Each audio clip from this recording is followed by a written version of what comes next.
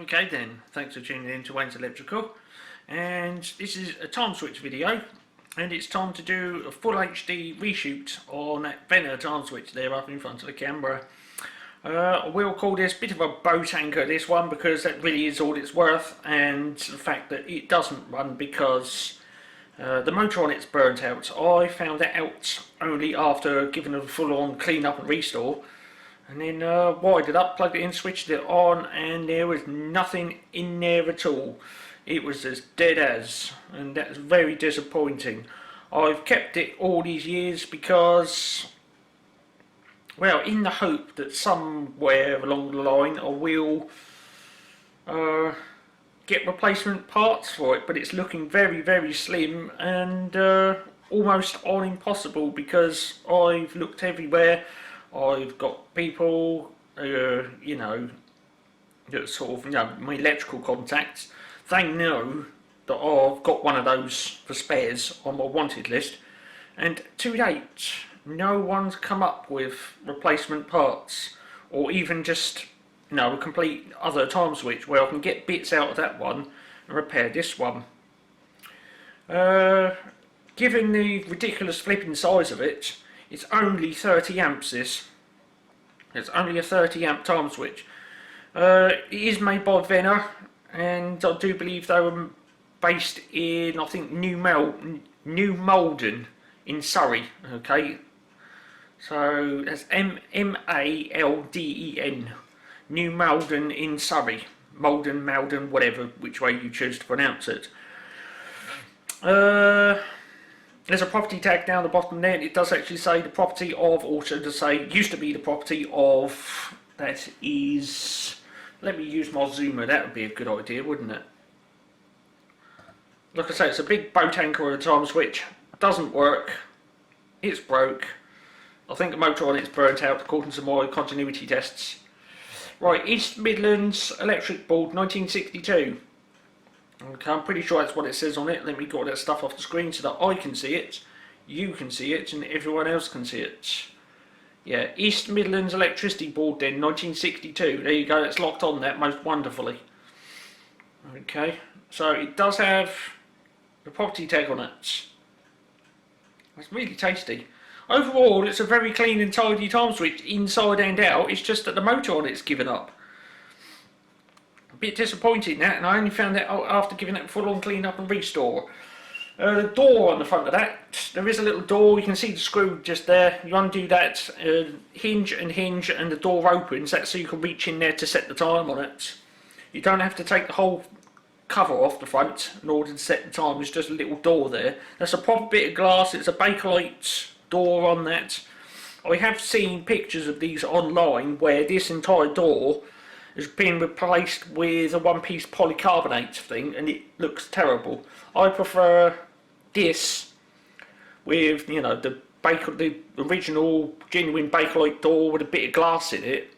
Okay, and I like this idea that it's flat at the bottom and rounded at the top. It sort of gives it a bit of a, you know, a vintage look. Not that you need it, but there's a carry handle on top. Okay, right up there. It's got it. It's right there. Yeah, I said 30 amps, didn't I? 30 amp switching capacity. This one is not a rate changer. Okay, I'm just putting that stuff back on the screen to make sure I'm not buffering on the audio.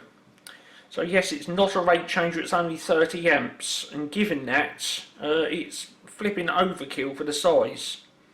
What I want to do now is lie that down, have that front case off, and we'll have a flipping good look around in there. As you can see, it's just massively flipping huge. And if any time in this I've turned that around and got myself in camera, because look, big reflective surface, then I'm pretty sure that during that scene that Tasty Edits will automatically activate the blur function and save me from being in front of the camera, because I am not the video subject. There's the video subject. To open this up then, to actually remove the front case right off, not the little door. There's a screw there, just the one. That's all we need. Just act on that and undo it. Now, from what I can remember, I haven't opened this up since restoring it, and well, that was mid 2000s, or somewhere around about there. Or was it around about 2010, 2011? I can't remember when I got this one now, but it has been sealed up for quite a few years because, like I say, the motor in it's burnt out. I haven't got any use for it, so it's just remained sealed up, shoved in the cupboard and forgotten about. Okay, I've only dug it out to do a reshoot on it now.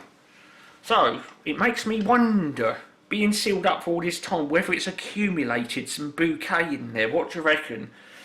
I'm just going to shove the camera over to the side because this could be my opportunity, my only opportunity to get a little bit of Timeswitch bouquet. I know what electricity meter bouquet smells like because I've experienced that a few times. But yes, bouquet of Timeswitch is a little difficult to get hold of, you know. Even the department stores don't sell it. Right, so I'm going to get my nose in there.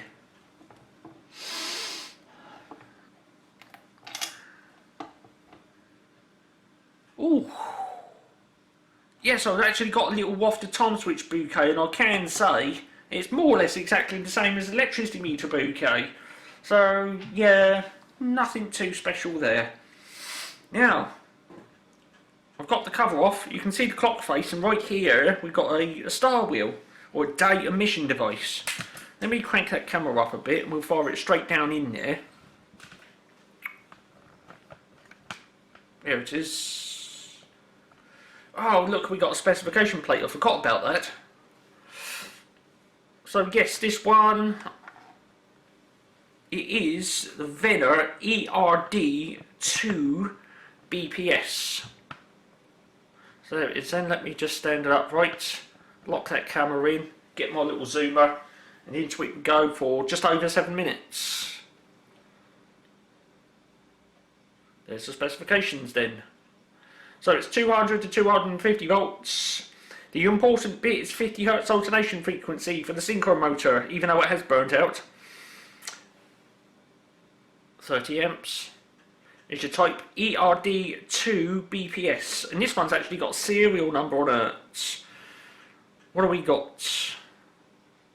Let me get all that stuff off the screen so that I can see it, you can see it, and everyone else can see it. Serial number then.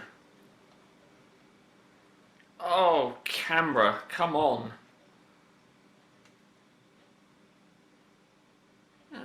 What? I'm having difficulty seeing that on the silly little screen on the side of the camera. We are looking at, that is S22166, I think. Let me just take that out of shot of the camera a moment. I will call out the numbers. Right, it is S22166. Okay. There we are. Now, interestingly, I don't know if someone else has been in here before me. I've got a feeling they have, because I didn't get anti-tamper seals on this when I've got it. But if I look, there's a flipping great impact mark right there, and exactly opposite, there's another one. So I've got a feeling someone else has been in here before me. And there we go. Up top there, embossed into that back plate, it says on it British made. Let's see if I can get the zoomer going on that. Oh, almost had that then. What? There you go. British made. So there you go. Oh, it's focusing on the flipping. Let me put that on manual. Oh, there you go. It's got it now. Yeah. Well, come on, camera tripod. Work with me. There it goes. British made. And I don't know why, but someone's put ERR1 on that. I don't know why they've done that. But there we go. It's in an ERD2 BPS, of course. Now, this has got funny little like openings on the front of it. The first one over to the left of the clock face then, it says A and R, and if I open that up, you will find there's the escapement pokey screwdriver. This little thing sticking up in here, you can move it to the R or move it to the A. And in case you wonder what A and R basically means, that's fast and that's slow. Okay, A for advance and R for retard. Okay, so you know you can move that little thing there anywhere between A and R to, you know, dial it into the correct speed. Let's close that back up. This does have a spring reserve on it. To wind up the spring reserve, you can see it there, it says hand wind. Open that up, and right there you have got a little screw for winding it up. Now, when you wind that, at the same time as that, underneath the specification plate, so I'll just turn this clock face.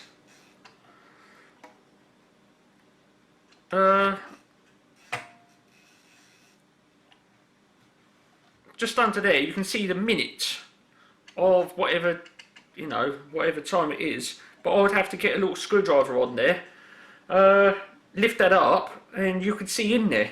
And you know, given that this is full HD reshoot, it'll be rude not to. Just let me go and get a screwdriver, we'll lift that specification plate up and have a look at that little secret viewing window. Just bear with me a moment.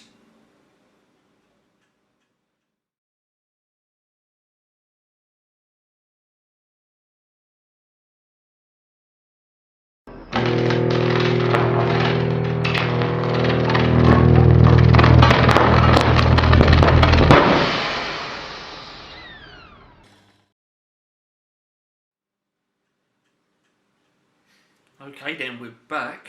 I've got a little screwdriver. I've whipped the screw out, so you can see it just there on the specification plate. You can see it lifts up now. And what I'm going to do is just swivel that up like that. Okay. When I lift the time switch up, you can see the little sort of secret window, as if it were. And yes, let me pull that zoom back a bit.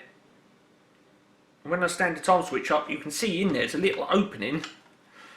And there it is, straight in there. Let me get the zoomer on it. That's interesting, a special test. I don't know what that is. I would have to open it up and have a look around in there. Maybe on another video on another day. Bang that subscribe button. We need autofocus, please. What? I'm just trying to get the light in there for you. There you go. Can you see it says 60 on it? That there is in reference to where the clock face is in reference to the hour. So if I look on there at the moment, you can see it says time and it's pointing right up to the 7. So when this would be on 7:15, inside there you'd see the number 15 come around, or maybe somewhere between 10 and 20. Okay, so there you go. And when you turn this clock face, that does actually rotate in there. So there it is. Yeah, so nice little feature that, but again, one of those things where, you know, I don't really see the point of it, but it's in there. Tested 1971, and look down there, we've got 363. Okay. Interestingly, on the property tag, it says 1962 on there. So I don't see how, what's the thing I'm looking for? How can I word this? Well, it says 1962 on the case, but 363 in there, which someone suggested to me that this was made in March 63. Given it says 1962 on the outside and 63 on the inside, I've got a feeling that this time switch, the mechanism, is not the original one to the case. Okay, that could be a possibility, that. That other little thing on there though, where it says special test, I've no idea what that does. But it looks like, what? You poke something in that hole. And the only thing I can think that could be is when this is running, you poke something in there, and there might be like a little micro switch in the back of there or something. You press that and it stops the motor running, and it makes the spring reserve start ticking, just to make sure that you can you know, hear the spring reserve running. Okay, maybe when you wind this up and it's on the mains and you've got to set the speed, you want to poke something in there to stop the power and then set the escapement to the correct speed. Okay, so you poke the special tool in there and stop it running. I don't know what that is. I would have to look further into that, maybe on another day. Style wheel then, if you don't know what that does, then it's a device. It does have all the screws in it. I don't know why, but I cannot turn that. Normally speaking, you can turn the style wheel. Is it engaged with anything? I don't know why, but I cannot turn the style wheel.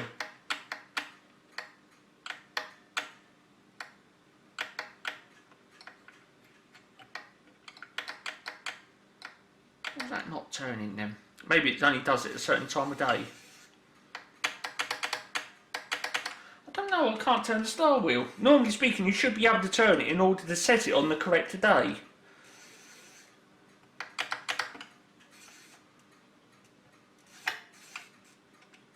Right, okay, I've just turned that. Oh, there you go, I freed it up. It was just stuck.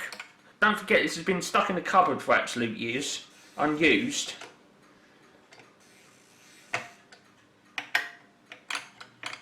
There you go. So I can turn it to whatever day I want now. And you've got 2 functions per day which you can remove. Okay, I've got a feeling this omits either on operations or off operations. I've never looked into it because this boat anchor at time switch doesn't work. So there we go. A lot of these time switches, when you've got a style wheel in, it is for omitting on operations. The only exception I've found to that is it's a Synchro-motor time switch, and it's I can't remember if it's the Q345 or the Q346, but one of them is set up to omit on operations and the other one is set up to omit off operations. Okay, with this one I don't know because it is a Venner, it is an old boat anchor of a time switch. I've never been able to power it up or try it out or experiment around with it, see what does what, because the motor on it's burnt out. I'm now going to put that little thing back down like that, put the screw back in, and we should carry on from that point.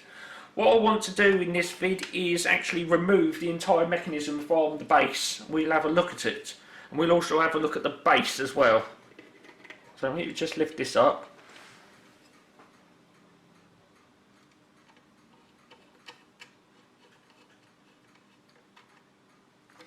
Yes, it is interesting that that special test thing, it's hidden behind the specification plate.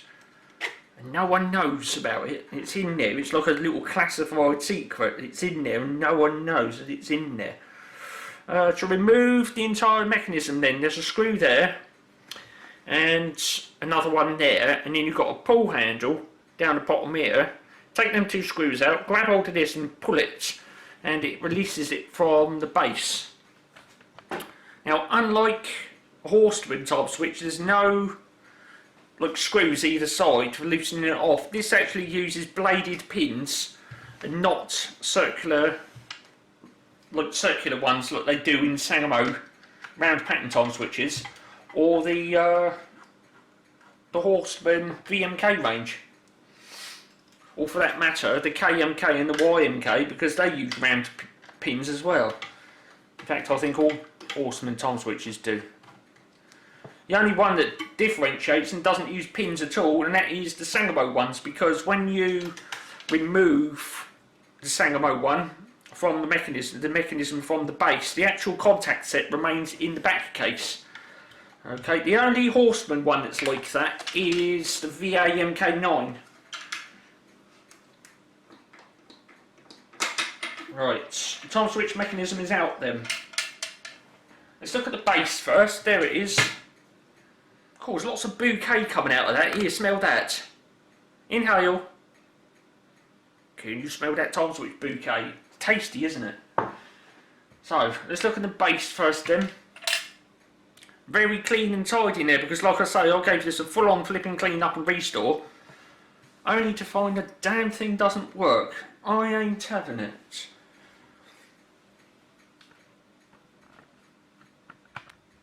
Now I do know that Rodalco knows what one of these looks like on the inside because he's got one, and apparently his one has been configured as a rate changer. Right then, as you can see, you've got the bladed slots. Okay, the small ones are for the synchro-motor, and then the wider ones are for the load. So what have we got then? Well, obviously speaking, the two internal terminals are for the synchro-motor, and then the outer two are for the load, or 30 amps. And underneath we got that. Okay, the synchro-motor there and there, and your load goes there and there. So you'd put like little wee cables in there, which would be fuse protected, maybe to 1 amp. Okay, and then your hefty grates, well, 30 amps, that would be, well, 4mm, a minimum 4mm conductor in there, 4 or 6mm conductor in there, and coming out of there to the load. Okay, another 4 or 6mm conductor in there. Okay, I'm not going to take this apart and have all the terminal blocks drop out, but you can get the terminal blocks out just by loosening that screw there, that one, and that one, and then this little red cover comes off and you can get all the terminal blocks out for restoration purposes. Okay, that bolt sticking up there, that's the earth for the mechanism. That goes through the back. You've got a bolt on there, and ordinarily speaking there would be a tag coming down there. You see this little cutout? This would go on there like that. There you go, bit like that. Or was it the other way around? Yeah, it's that way. Was it that way? Yes, because that's the front, isn't it? This is the back, and you've got a screw there for putting the wire in for the earth terminal. So it would go that way up then. Okay. So yes, that's what that tag is for earthing out the time switch mechanism.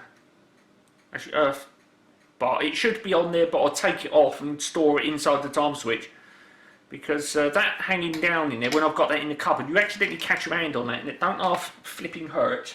So I've taken it off. That's the base then, the back case. Bit zoom, taking that out of there. Right, mechanism then, time switch mechanism. Venner ERD 2 BPS. Now as you can see on the side here, there's 2 wires going in there. This is not a continuous ticker. There is a holding coil in there. And when I found it's burnt out, I've got a continuity tester in there. There's a couple of wires in there where you can actually detach, like a terminal block in there. A couple of wires where I can separate the synchro-motor from the holding coil, and I tested it up and it's the synchro-motor that's gone. Now, before anyone says about fuses, I do know there is a fuse in there, and that it's the synchro-motor that's gone, not the fuse. Where is the fuse? Actually, you know, there is a single pole fuse in there. Let me get a zoom on that then. Where's my zoomer? It's just in there, a little internal fuse. So I do know that these have got internal fuses in. So if you've got one of these and you find it's not working, just in there is your internal fuse. You can have another one over this side, but on this one, if I can get the... There you go, just put a solid block of, like a little cylinder of brass in there. Okay. But there's your internal fuse right there. And to get that out, you would put a screwdriver through that hole. That little thing flips over to the side, and then you can release the fuse. Okay. And there it is. And there's your big bladed pins to convey 30 amps. Okay. The little wee one in the middle there, and that one's for the synchro-motor. And the 2 big chunky ones on the outside are for the 30 amps. I've no idea what that big screw does or why that's on there, but let's not go into that. Nothing too exciting to look at around the back then. Like I say, it is a big old chunky overkill size time switch for only 30 amps, but there it is. Underneath there you can get a screwdriver in there, this little cover comes off and you can see the contact. Let's do that now. Make sure I've got the right ends, because you can take this end cap off as well and there's nothing much in there, it's just like a little hinge.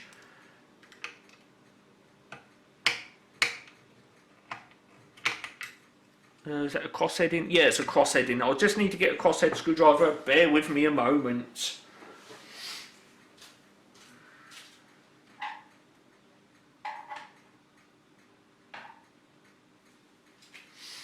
Crosshead screwdriver then. Let's get it in there. So that little cover comes off then. There you go, crosshead screw on the end of that. There's our little contactor right there.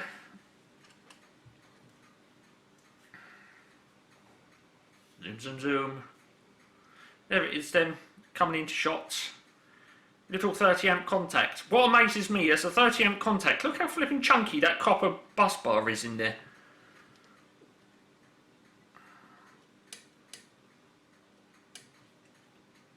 You can see that in there. It's just such a shame that the motor on this is burnt out, because it's a very, you know, reasonably solid made time switch. It's just a little upsetting that, but like I say, I got it like it out of the box, and the person that I bought this from, funnily enough, I wrote back to them and said that the motor on it's burnt out. Now I know that he had 2 of these for sale, and I sent him a wiring config, and I said to him, can you wire up the other one and try it out and see if that the motor's in okay in that one? If so, could I do an exchange? Well, anyway, it's either he was telling the truth or he didn't want to do an exchange, but he wrote back to me and said that the motor on the other one's also burnt out. So, you know, what are the chances? You know, it's either, you know, there's no going back now. This happened, you know, maybe, I don't know, 2009, 2010 maybe, or maybe even, I don't know, somewhere, I would say, somewhere between 2007 and 2012, somewhere around about there, so there's no going back now. But, you know, what are the chances of 2 of these having burnt out motors being sold by the same person? Like I say, he was either telling the truth or he didn't want to exchange a functioning time switch for one which was broke and he couldn't sell. So I never know if he did sell that other one. So there we go. There's our base then. We're going to reinstate the time switch in there, and it is just a case of offer it up, shove it in there, and then these holes up the top here, you put the retaining screws back in. Okay, that is particularly important, especially when this is wall mounted, because if you don't put them top screws in, the entire weight of the time switch bears down on those pins, and it could either bend them or weaken the springs in there that hug the side of the blades. But that's going in. There you go, it's right in there then, like so. I'm going to put the retaining screws in the back. Now I cannot remember if I showed on camera how to take the front case off. On the top here you've got like these metallic lugs that go over, and on the top of the time switch there's like these little lugs that stick out either side, and one locates under there and the other one locates under there. Okay, you don't need to take these brackets off to take the front case off. Let me just put that screw in there and nip that up. There you go, that's one in. Let's get the other one in.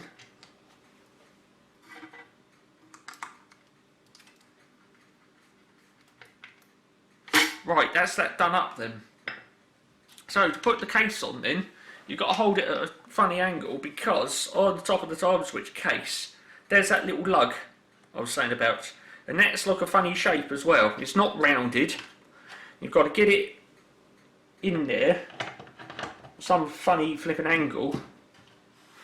Trying to do this on the camera is a bit tricky, but you do hold it up at some funny angle. That one in there. Yeah, you've got to get it in that gap. Okay. So in there like that, in there like that. There you go, it's in there. And that hinges like that now. And then it just closes down, like so. And then with that in place like that, you just do that screw up. Screwdriver. So there it is then. What we will be looking at in this video is the Venner ERD 2 BPS. It is a big old boat anchor of a Timeswitch. Regrettably, one which doesn't work. Very disappointing that. Let me just turn that to the side because I'm not the video subject. So yes, bit of disappointing that Timeswitch because, well, I've never heard one running. You know, it'd be interesting to hear, you know, how noisy or not it is for that matter. You take, for example, the Horseman VMK range, not the VA MK9. They run more or less completely quiet. You know, you've got to press your ear up against it to hear, like, you can hear a hum from the Synchro-motor and the rotation corrector, which is inside the Synchro-motor. You can hear that sort of going tick, tick, tick, tick, tick, tick every so often. But with these, I don't know what a Venner ERD sounds like, so maybe a little bit later on, hopefully, I'm not holding out much hope really, you know, it's been so many flipping years since I got that, and I've put a wanted out for replacement parts, and I've never gotten a response from anyone saying that they got one.